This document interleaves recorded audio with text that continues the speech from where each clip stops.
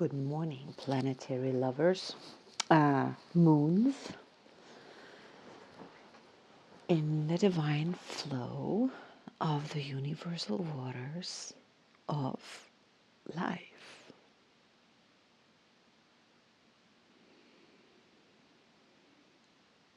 It's a funny thing, I'm suddenly aware of my own voice and I'm aware of this immense joy that comes through, certainly audible, I'm sure. And I'm thinking, whoever's listening must be thinking, like, God, is this woman always like this? Am I? Mm-mm, mm-mm. No, but often, very often. Where do we go today? Planetary, the manifestation tone, manifesting, producing, perfecting, producing perfect manifestation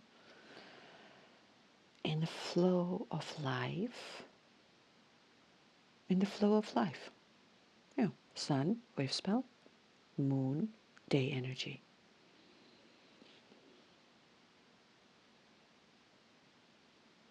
I notice a teeny weeny bit of, it could almost be a seed of disappointment, because I thought to myself, wait, we're on tone 10 in the sun wave spell, and I was so excited about the sun wave spell because I thought it would somehow be like so special, and I'm like, I'm on tone 10 of 13.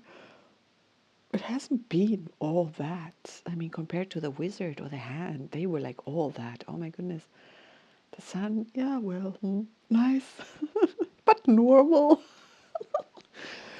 Yeah, well, what can I expect? I am who I am. I want to start today with a dream. I had two very, very intense dreams. And to iterate a point, it's not that I want to tell dream story time here, but to make a point. The first dream, should I make that point? No, we can skip that one. The second one was very interesting. I hope I get it, because I don't want to talk too much about anything else and then get here later and then I forgot it.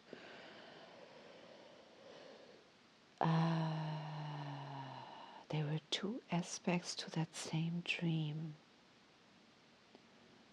In the one part, I was with another woman.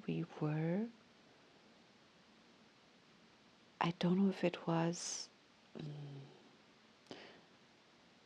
the mind can turn things out of the dream into something. Well, my interpretation, well, that is actually the key. The dream itself is less relevant than what my mind interprets, what that says about me.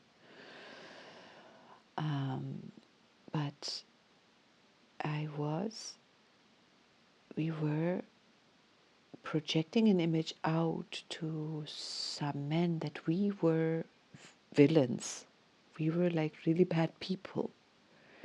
And they should be glad that we leave the shared space. It was a room, or we were leaving through a small hole. It was like really weird.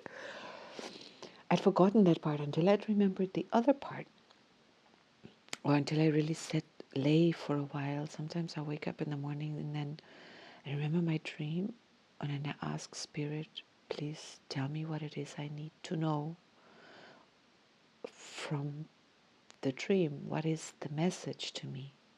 Help me understand it. And in the dream, there was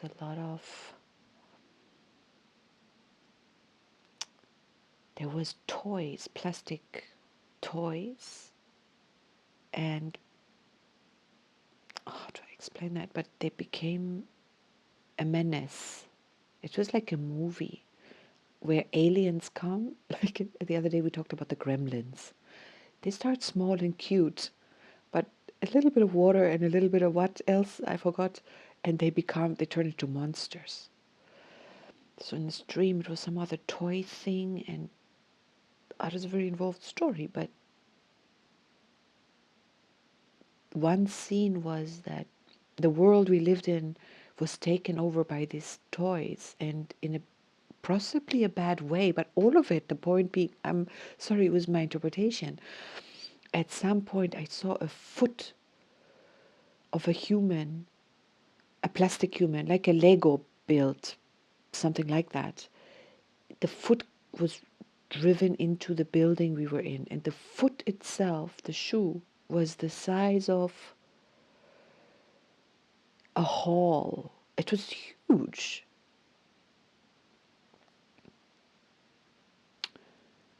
And other dream spaces where I started fighting against whoever, and then they fought back. I was hit with a like a harpoon, but in water a harpoon has between the arrow and the harpoon, I think it's a string so that the divers can, or that you can pull the prey. This was a land thingy. It's not quite an arrow thing, but it's like a harpoon and it shoots arrows. I was hit in the eye, I was hit in the leg. And I woke up and I realized everything that I was afraid of in the dream, what it meant that was happening, was in my head. I had no solid proof that what was happening was really bad. But I constantly reacted to everything in the dream as though it was a threat. And therefore, what I reacted to as a threat, becoming defensive or like somehow not friendly and welcoming, it had started then attacking me.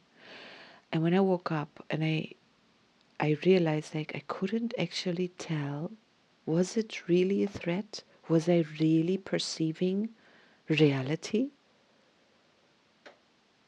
Or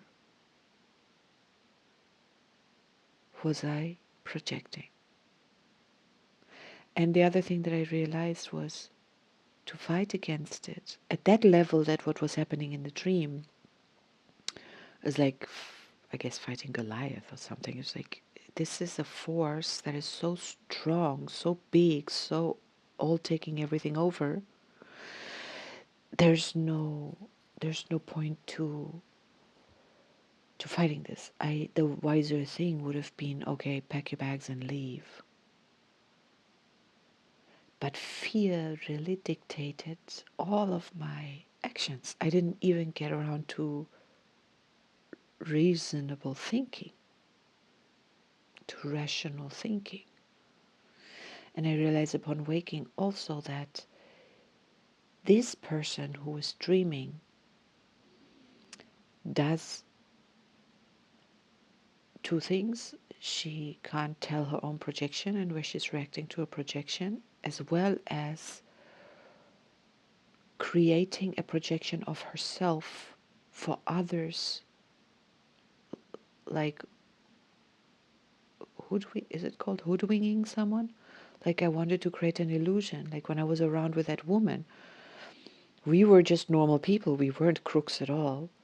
But we projected into these men's heads, we projected somehow an image that we were crooks and they should be afraid of us and they should be glad that we're leaving.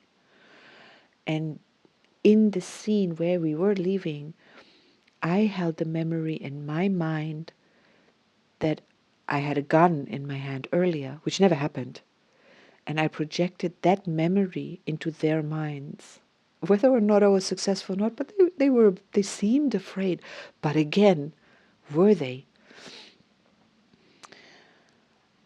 Why am I telling this? I want to reiterate how we block our flow and how our interpretations of life dictate our view of life, which dictates our action, and how absolutely mistaken we can be. So this dream is a culmination of something I watched yesterday. I want to share this because it's really fascinating. An experiment was done where pretty women were given a scar, not for real, in the face that was made with makeup. And they were told the experiment would be, how do people react? I think that's what they were told. They were placed into various interview situations to see how people reacted to them differently if they were like disfigured. And just before the interviews took place, the makeup artist went to them and said, wait, we just want to fix your scar makeup, make it so that it doesn't, move and stuff. What the women weren't told, this was a lie, they took the scar off. And however they did that, but they took the scar off, so the women had no scar, believed they had a scar. There was a camera behind the shoulder of the interviewer, of the woman, watching, filming the other person. And then interviews happened, blah blah blah. The women were afterwards asked, and they were absolutely dead sure that these people who talked to them reacted adversely towards them, towards their disfiguration. They were completely sure about it. When they were shown, I don't know if they themselves were shown the videos, but there was another group of people that were told about the interviews. They were told that these women, there were they were split into two. So one group, these people, two groups, watched the interviews, the filmed interview, and they only watched the person looking at the women with the scar/non-scar. One group was told the truth. The women didn't have a scar. What are you seeing? And they all affirmed these people didn't respond weirdly at all. They didn't respond to the scars. They were completely normal. They had a normal conversation, whatever, with the women. The other group was told, this is an interview. The women are having scars on their face. And do you see the people in the interview responding in some way to the scar? And guess what? They all saw the response to the scar. Like, amazing. Our filters and our interpretation. It is so, to me, it's so important to be aware of that. Now, we can't second guess ourselves in terms of how we are responding. I was reminded of situations where I'm in someone else's kitchen, I'm cooking dinner, I need to ask where some spices are, and I'm under the impression the person is mildly stressed. Most of the time, I block out these impressions because if I let them, now I'm thinking of myself. Am I too sensitive? Am I very sensitive? Am I blocking it or not? I want to say most of the time I block it because if I let it in, it freezes me. I don't know how to be. I've grown, at least, in the past, I would have assumed, and I think people do this quite sometimes. They assume the stress in another, real or imagined, is because of them. I could give you now some more examples, but there's no need. You know what I'm talking about. So I'm there and I'm like, how do I, this would theoretically make me uncomfortable, but I need to ask where the spices are. I need to ask, I need to cook. And then I'm thinking, like, this is one of the reasons I keep myself away from people, because I have a really hard time with that.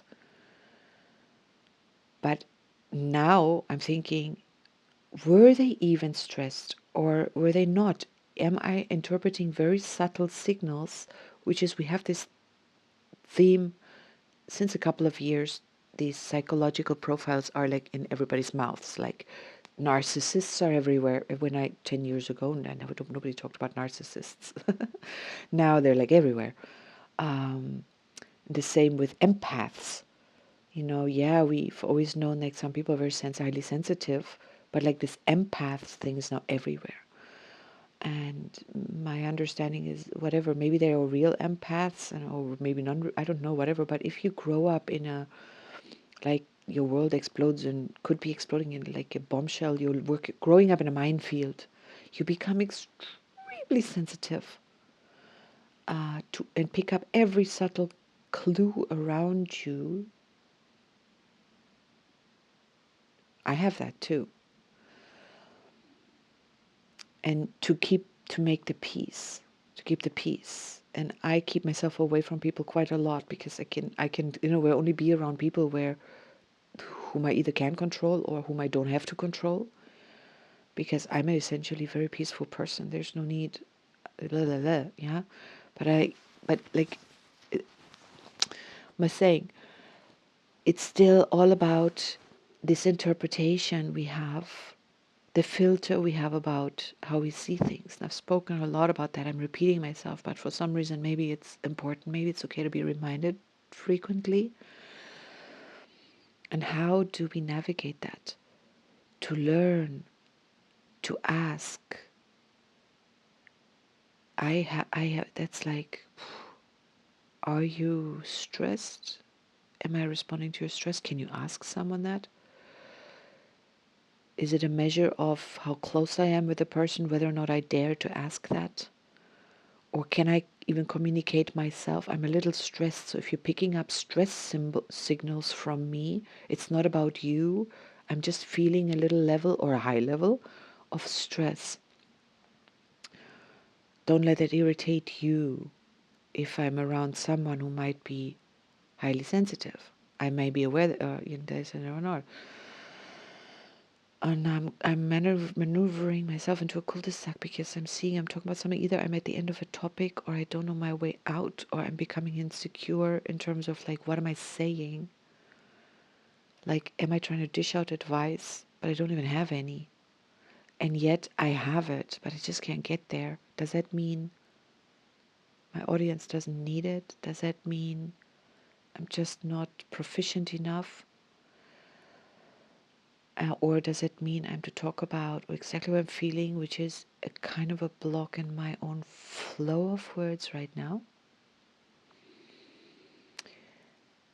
You and a whisper of fear somewhere. I can notice it in the back of my neck. It's a little tension rising, and now that I'm paying attention to it, it's dragging or drawing down to my left shoulder blade, between my spine and my shoulder blade.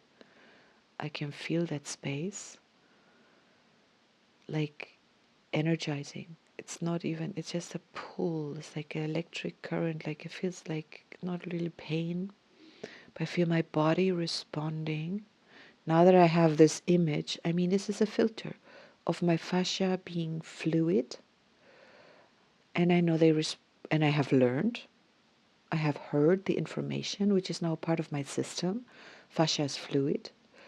Fascia, the fluid in fascia responds to emotion, and emotions are responses to thoughts, or vice versa.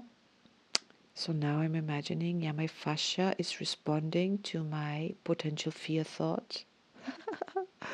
I don't know if this is starting a little cascade of like a domino effect. I feel another part of my body suddenly piping up with a little bit of tension, pain. Somewhere else altogether. How interesting, how may be related, maybe not related. So universal waters, how aware of the mechanics do I want to be? Yellow human, for me always the question, and I have to ask the sun, my own highest self, spirit, do I have to decide? I remember now, if people ask Bashar, and in those moments when I listen to that, it always makes so much sense. I answer before Bashar gets there. Like, you have to decide. And then he always affirms that, like, you have to make that decision. I have to decide this game. Now I want to get back to my dream, which was all the threats to the world. It was all toy stuff. Damn, I want to take half an hour and dive back into that dream. For some reason, it feels so significant. If this world is like a game, it is a paradigm we can assume. It's a game we're playing. I like this paradigm. Maybe really, really virtual reality. A dream happens in a flash. It's a very short thing. I don't know that we really know. I'm personally, I don't know how much we know about how really the dreaming process, what really happens in the brain. I think it's a very short thing, and memory upon waking draws it into a story, draws it into a story. And to the degree that if I have a flash of an insight and now I have to draw that insight onto a piece of paper, into a picture, that drawing takes much, much longer than the insight. And my mind draws a story to relate to itself, the dream. And in that drawing, I am revealed, or an aspect of myself is revealed. The games, the toy, the playing with toys. Am I afraid? Toys is something children play with. These fears, I wasn't really afraid, but I was fighting against something. Very unlike me, huh? Is it? Is it? Maybe there's a truth I'm not really seeing. But where it tells me something I've outgrown. But if I take my childhood fears with me, they will grow with me. So as I've grown bigger to a child, when I was a child, we had a dog. It was a German Shepherd. It was bigger than me. Ah, Druzhok was his name. Lovely dog. I love that dog. I love that dog. And yet I had a lot of nightmares. That dog attacked me. Oh, that dog, my love. And I think in my whole family says just your dog. Anyway, bless your soul wherever you are. Ah, thank you. Just got a message. Anyway,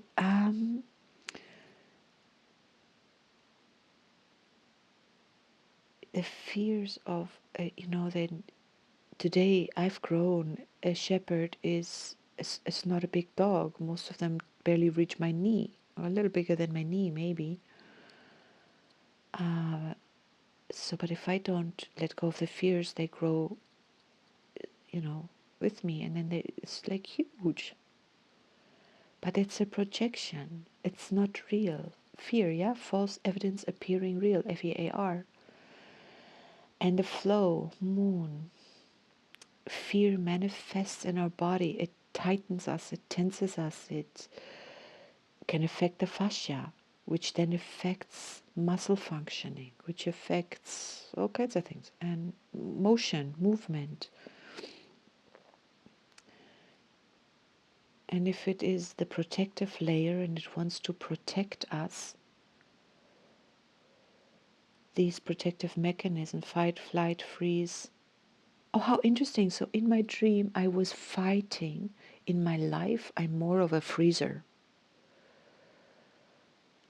I'm more of a freezer, and then I'm like a scared dog that can really bark and bite. And lately I have dogs biting me, so they're showing me something about me that's part of my shadow.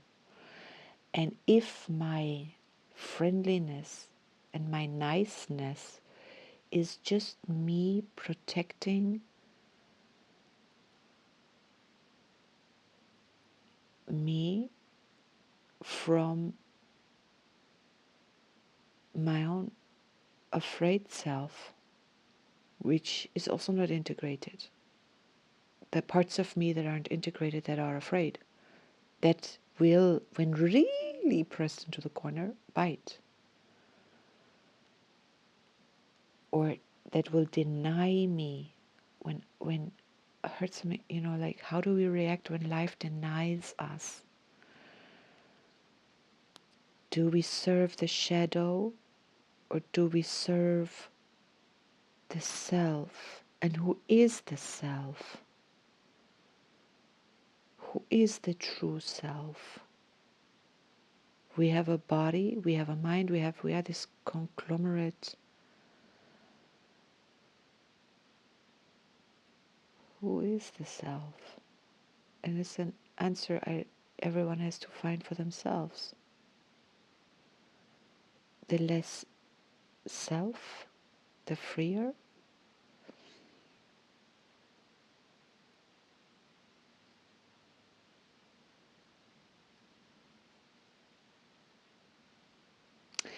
Anyway, flow. Oh my goodness. Oof, I have to take a photo. Wait. Oh, beautiful. Blue. It looks like it's blue outside. Gray sky, white, white grounds, and then these black bits of trees and houses and whatever, landscape, countryside. There's a very warm lamp in the window, and a very blue, it looks really blue outside. Sunrise. Well, no, there's no sunrise, but like it's starting to get light. It's gorgeous. Yeah, anyway, I feel like I've said a lot, but like universal waters and universal fire, the planetary tone, life, it like, I don't know, how can I not ask what is life? And does it matter? We're just here to live it.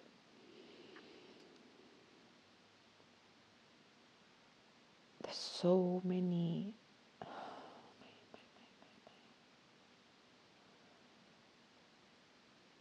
What is this? What is this? Let me go into the Musketeers a little bit.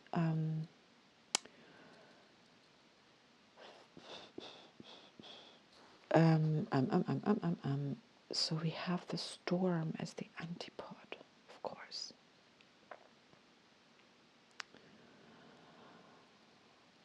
I heard a really cool thing in that same thing yesterday about, it's kind of like a Kegel exercise one does to create a torus, or we have the torus, but I think to release this cerebral spinal fluid, is that what it's called?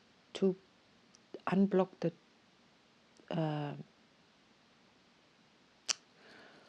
oh my god, I listened to this in German, now my words not coming out. The pineal gland, of course, where you inhale, and as you inhale, you pull up the base, or the like the anal, the base muscles pull in the stomach, and compress the lungs at the same time. And you really press as you inhale, and you sort of get dizzy. It presses up the spinal fluids into the and clears up the pineal gland. You can do that a couple times, 10 times, whatever. And the guy said, like, it really creates this, like a storm. He started explaining this with a storm cloud. Hot air rises in the storm cloud, cools up above, and then gets brought back down as, creates lightning. No. I thought, storm, really great. I need to remember that. Airflow, water flow, rain clouds.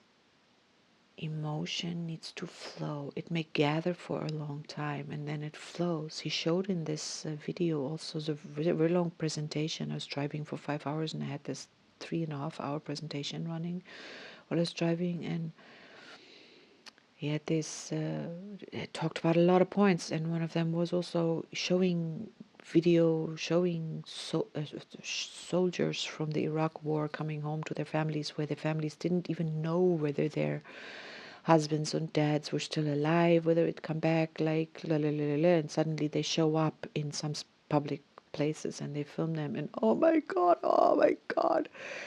so moved. I was bawling my eyes out in the car for no other reason. It was joy, it was compassion. It was not my situation, but this compassion. And we have the dog in the analog position today.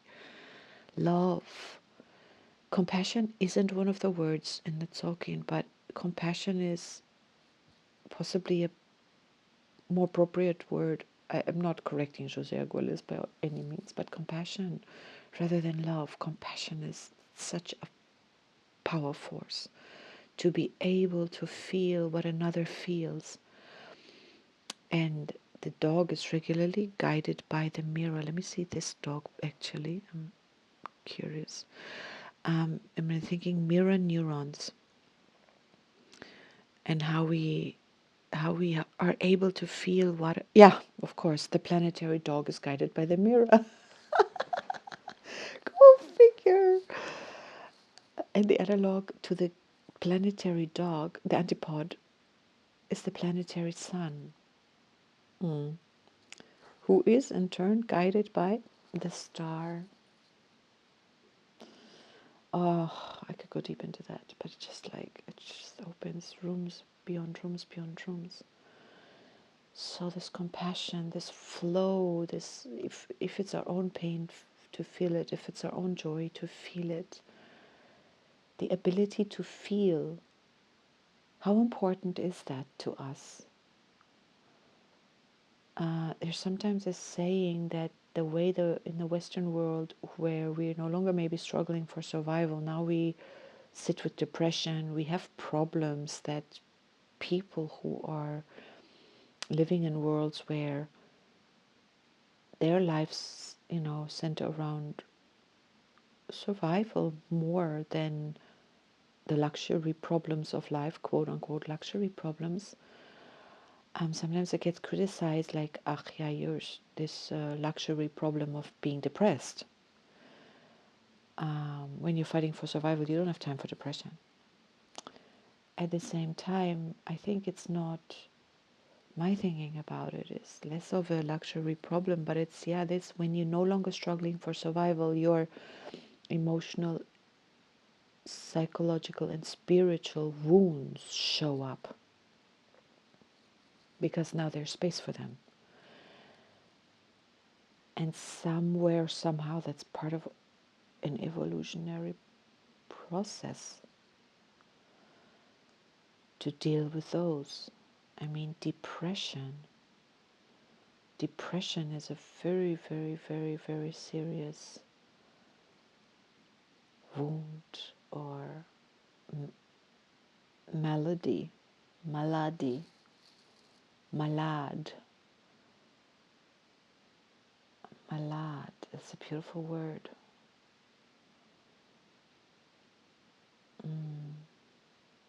Why does the English not have the word malady? Malady. Does that exist in English? No, it's complete depression of the flow. Life force does not flow. Emotions don't flow freely. Anger can't flow. Depression is really one of it's where you go when you life force doesn't flow, when anger doesn't flow, rage can't flow, everything gets blocked, then there's nowhere to go.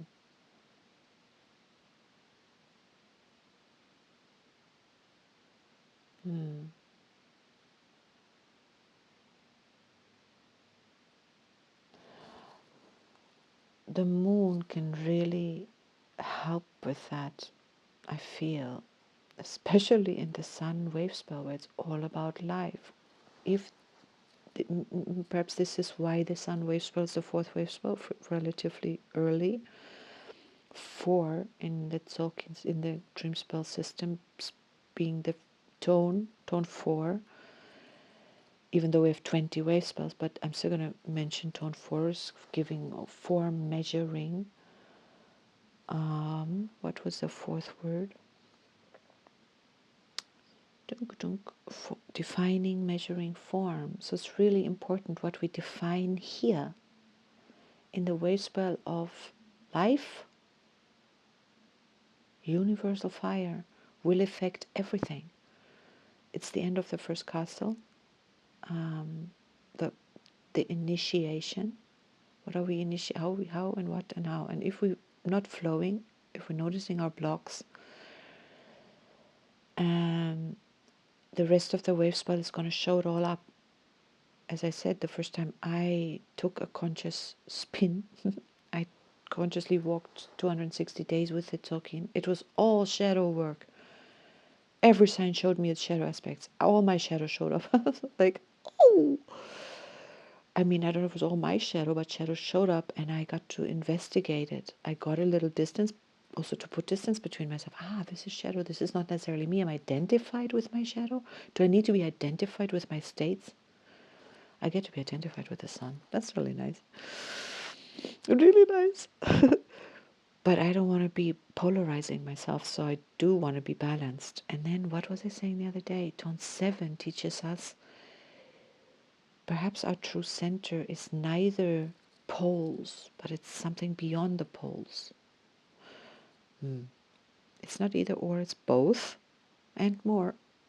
Tatiana, note to self. Now, the occult position of the red moon is the yellow human.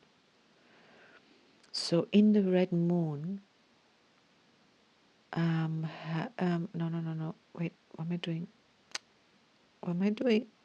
What am I doing? How did that happen? Hello? Oh, sorry. Wow, just clicking on things in the app, going like, what? I've never seen that. Anyway,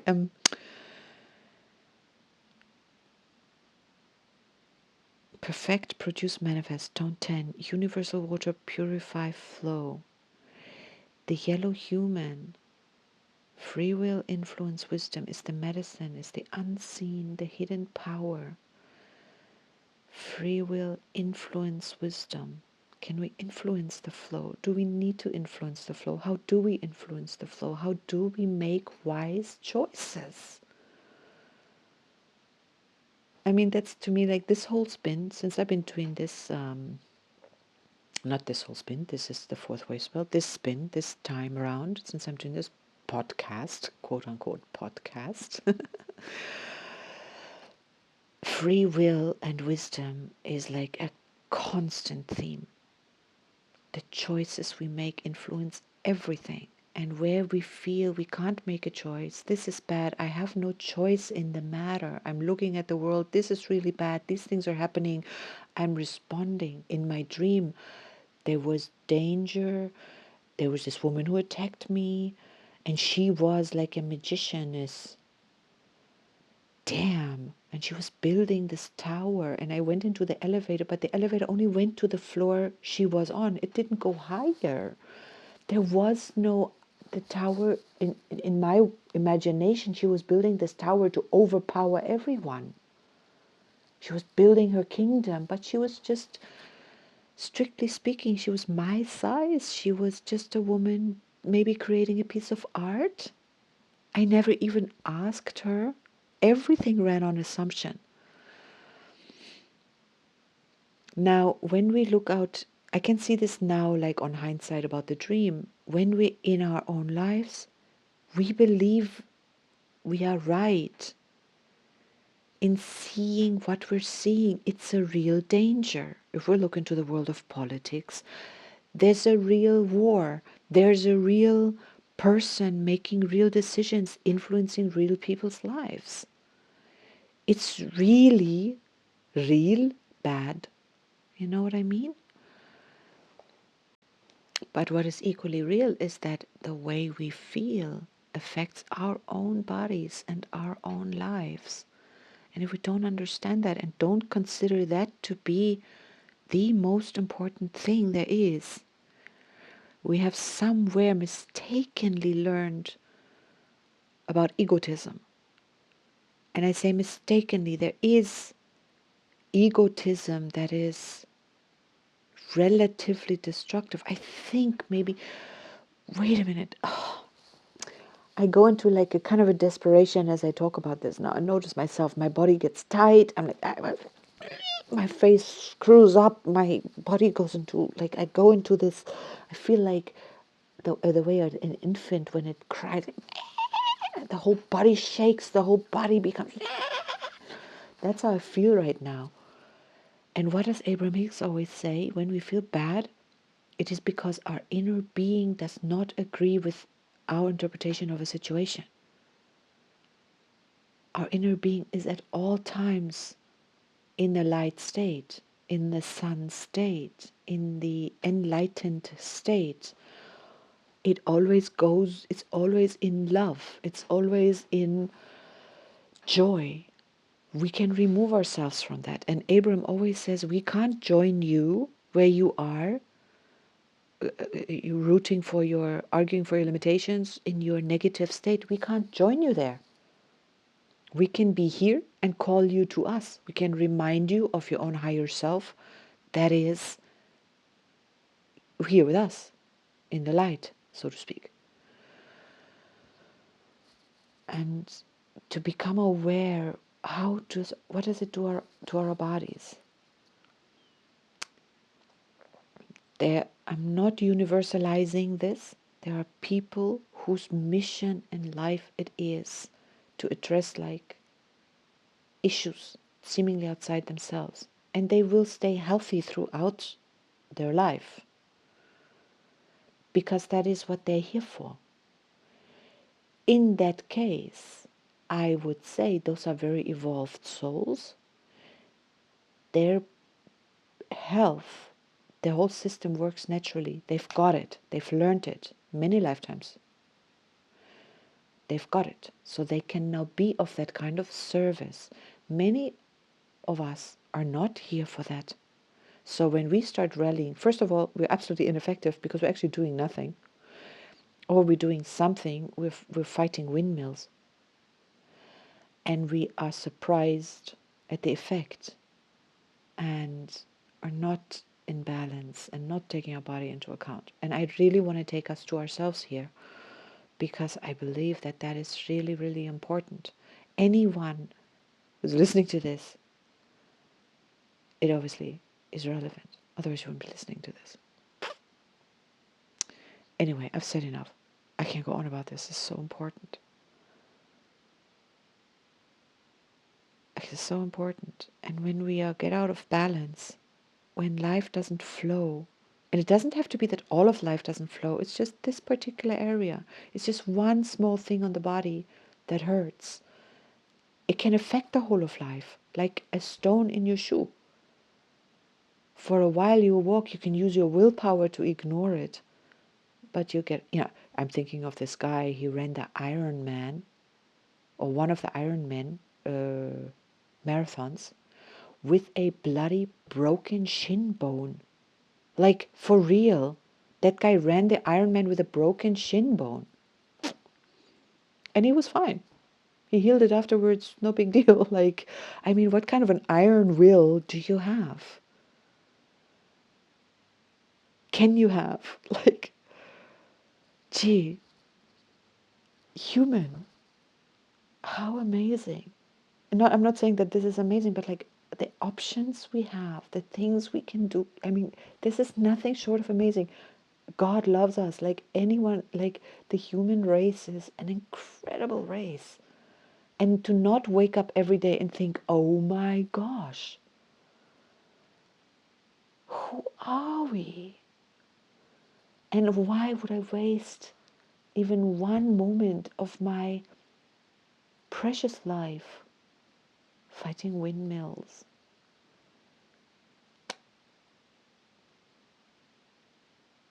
And if I do it and I enjoy it, then I'm not wasting anything. It's like, yeah, great, go for it.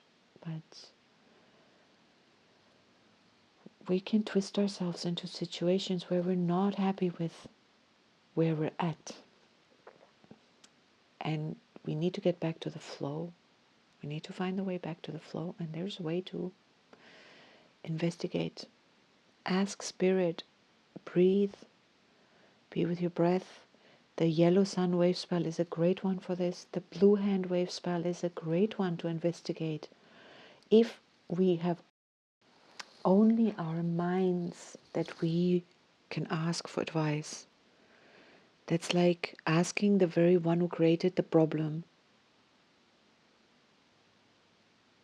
Can't solve the problem on the level that created it. What was that saying? To me, the advice is always like speak to whatever the divine is and allow some time for the inspiration in breath of spirit. Spirit comes in, inspirare. Let it come in, and from within the inspiration comes. It doesn't have to come from within. It can be that suddenly you see that YouTube, sometimes it's even an ad. Suddenly somewhere a song, a word, a conversation, it comes, the answers come. If we only focus on, this is my problem, I don't want the problem, we always focus on the problem. Even to say, this is the problem, I don't want the problem. Did I just say that? Like, it doesn't work like that. I want to be free from this. Again, the focus is on this. You can't get away from this by focusing on, I want to get away from this. I want to be free. I want to be me. And if I think this is a problem that is like a curse, I may not get away from it either, because Spirit might say, this isn't a curse, this isn't a problem, this is my gift to you, this is our gift to you. Realize what that is. It's very important for you to understand what the gift is. Integrate it and move on. Note to self, ...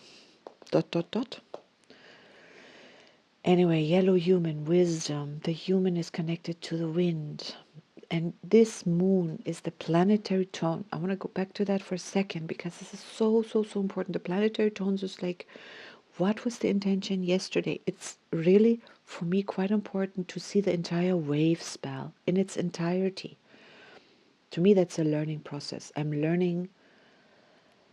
I haven't done as much of it. I've done much more of this in the first 1 to maybe 3 wave spells, to talk on the day and always weave it back to other days. To start to understand the sun, life, our higher self, our purpose in life, magnet sun. What is the life purpose here? And it may just be, what is the life purpose for today? It doesn't have to be like the purpose for the whole life I'm living, but, or the purpose of all of life. Why do I have a life? Why does my soul come onto the planet to take on a human life? Why this life? To me personally, those are important questions, important answers, because they are my guide. To me, I'm magnetic sun. My life is all about that. My life isn't about building a house, growing food, building a firm, accruing money, tending to this or that. My life purpose is yellow magnetic sun. You know, like for me, it's really easy. Everything is yellow sun. Everything in my life is just sun. I can focus on only that. Makes it really easy. Challenging in other ways, easy in other ways. But I still think that, when life flows, we are, whatever happy means, content. Maybe we're struggling, but we may be content with the struggles, because this is like if you're training for a marathon, or, you may, if this is what you want to do, you take the pain along the path. And again, I say enjoying it is the wrong word, but it's like, yeah, this is how I achieve results. It wouldn't, I don't know, that's the flow. But the flow state, how often are we in the flow state? For me, currently, I'm in the flow state so much I don't even notice it because I'm constantly in it. It's not even special. So every now and then I have to really kick myself out because my life is flow state most of the time. And I want to know the flow state. So I have to unconsciously, of course, take myself into serious resistance. And because my flow is so wonderful, I have to go into really hectic, Tatiana, image ran out. I have to go into really hectic negative spaces. But that's the case maybe for many of us. And maybe just to understand that can be really helpful. Yeah, okay, now I am going on. I notice. I'm enjoying going on. What do? I just enjoy going on. I don't enjoy the thought that someone does. Why am I even thinking about anybody listening? Did I talk about egotism earlier? I didn't finish that. Ego, yellow human, taking care of ourselves, the importance of of knowing what is right and good for ourselves, and the maturity to know there is, yeah, yellow star, a collective around us, to be in balance with the environment. The more in balance we are with ourselves, the more in balance we can be with the environment. It's so easy. It's so simple. Oh, and I want to say something else. There's something else that I heard yesterday that's a very, very common, was also part of this presentation, very common to me misconception. He said, he spoke about something I also speak about a lot, letting ourselves be influenced, not following our dreams, not following our call, not following our flow, because we're afraid of what other people might think. So here we have today planetary moon, analog planetary dog, guided by the planetary mirror, by truth, the love, the truth. And the dog can easily be loyal to what other people think. Again, projection. Reminded of my dream, like, when we're living in this false world of I have to please others, I have to be like this because of others, I can't be my true self because of others. La la la la la la la. It's a minefield, but we just have to grow to learn. But it isn't a minefield in truth. It's really simple. And he said, we have learned this in the cave world when we were cavemen, because small tribes, and if you didn't pay attention to what others thought about you, you'd be kicked out of the tribe, you'd be kicked out and you'd be left to fend for yourself and you couldn't survive. It's such a prevailing image. I want to clean this up. I believe this isn't true. I believe in those days we were in coherence with each other. We were true to ourselves. We were not yet in social constructs where we were taught you have to be untrue to yourself to please another. In those contexts, people did what they did, whether they survived or whether they did not. I believe a lot of cavemen wasn't always in survival mode. We have this image of cavemen always being threatened by death, so they had to be fighting off the Bengal tiger all the time. I think cavemen, by and large, lived beautiful lives. They found places to live, for the most part, where food was readily and freely available. They could hunt because there was plenty to hunt. They were in tune with the environment, so yeah, every now and then one of them would be eaten. It wasn't such a big deal. They weren't as precious about life as we are today, in as much as the animal world isn't. I really, really genuinely believe that. I think to look at cavemen with our lens, we don't understand them at all. to be, I believe there's an in touchness with spirit, with the earth that we have in the Western world, who believes we understand everything. We have no idea about it. Oh my goodness. Oh, you can tell I feel strongly about that. I believe this thing of we have to mind what other people think comes from, it may have come from earlier than in the Western world, the Christian era, but the Christian era really did us in, because people, because, oh, I mean, the height of it was the Inquisition.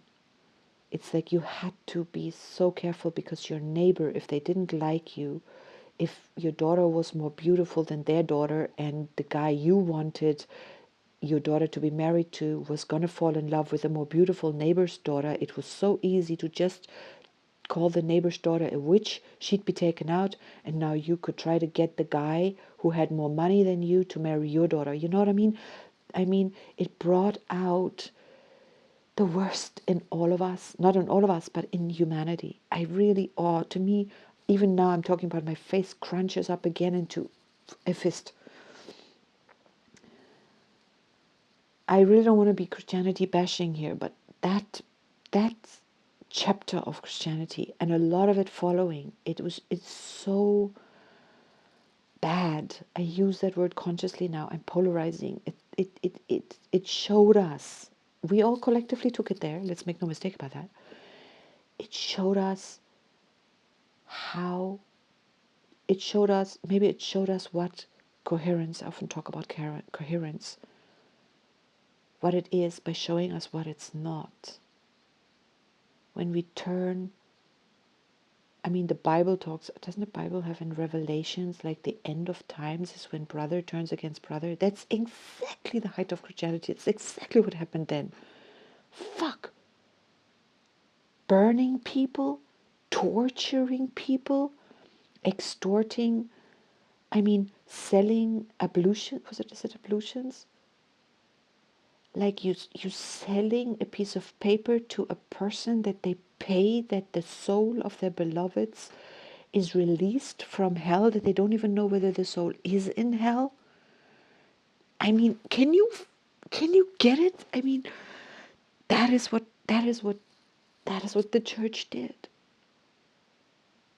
And up to this day, pedophilia and the works, I mean, it is just like it is polarized.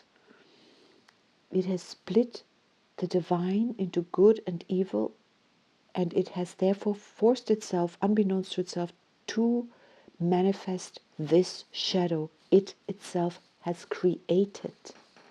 It isn't real. Hell is not real. A punishing God is not real. That's not real.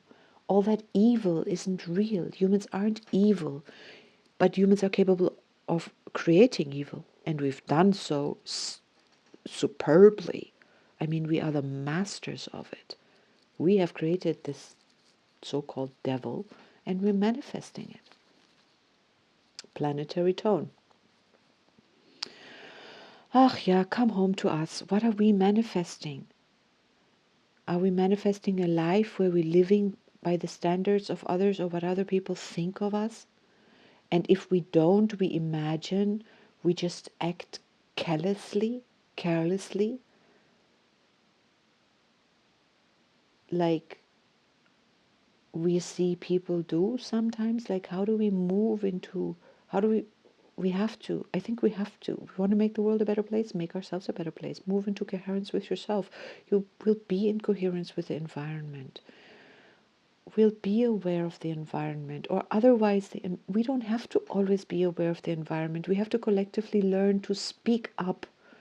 If I'm listening to loud music and it bothers you because you really need to sleep or because you have a headache from hell, normally it doesn't bother you. Today you have a headache from hell, but you don't dare to tell me, could you please, as your neighbor, could you please just turn your music down? I've got a really bad headache. Like, can we just speak to each other? We really need to learn that, I feel, in the Western world. Just be, not having to, like,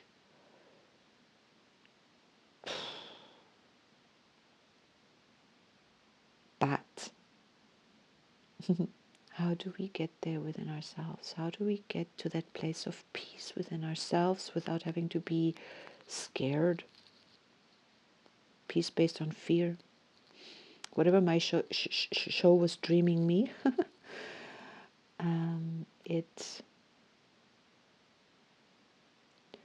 it dreamed me some show. So reality versus illusion. Yellow human, illusion, blue monkey. In 2 days from now, the the occult of the white dog tomorrow, the actual day, the tone 12 in this wave spell, blue monkey, needs to be looked at in all of it. I can't reiterate enough this tone 10. Why am I so stuck on it? The importance of this planetary moon. So that's why I'm so all about feeling and flow, because it's important, at least to me, being sun born, yellow sun. Life, it needs to flow. And it manifests through the flow of life. And where the flow is stuck, it manifests the stuckness. Okay, now I've made my point to ad nauseum, I feel. I've got to leave it here. Oh, I didn't speak about the guide.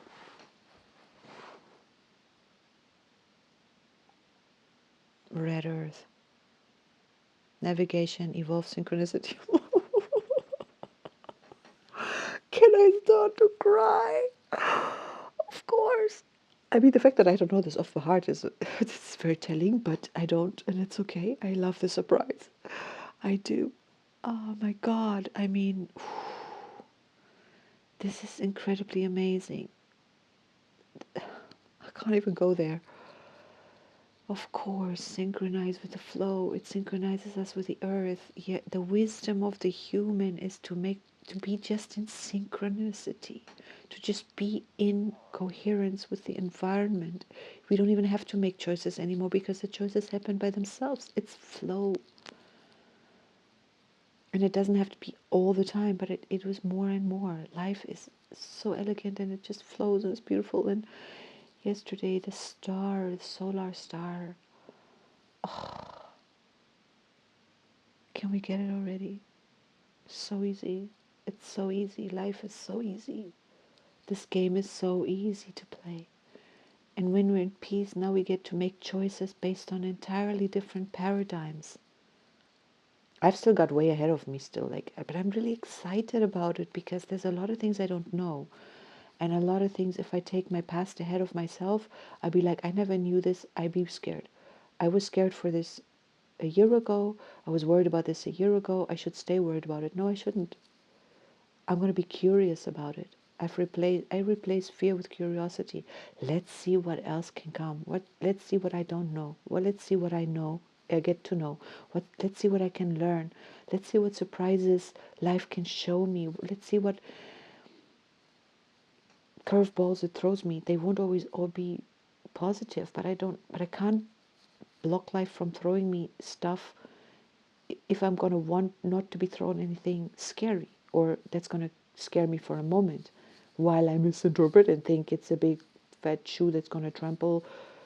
Why not think, oh, here comes a huge big toy statue that's going to be just beautiful to look at or ugly to look at, but still not going to be.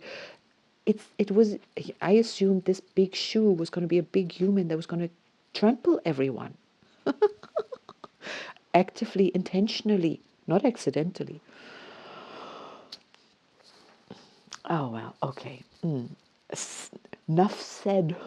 I'm going to love and leave us. Thank you for listening. Thank you for making it to here.